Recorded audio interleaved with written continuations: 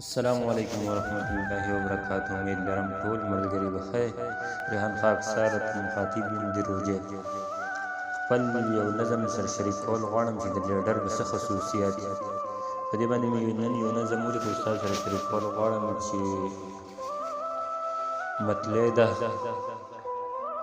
زیرک هوښیار سړیه، زیرک هوښیار سړیه ای ته د کار سړیه، زیرک هوښیار سړیه ای ته د کار سړیه، په علاقه کې مشر د اقتدار سړیه، محل دی ورځ په بره ته یې معمار سړیه، ته خدمتګار د ولس ته یې سرکار سړیه، خدمت په نره کوه مشي غدار سړیه، لیډر خو هغه خاکسار چې وي غمخوار سړیه، لیډر خو هغه خاکسار چې وي غمخوار سړیه، زیرک هوښیار سړیه ای ته د کار سړیه.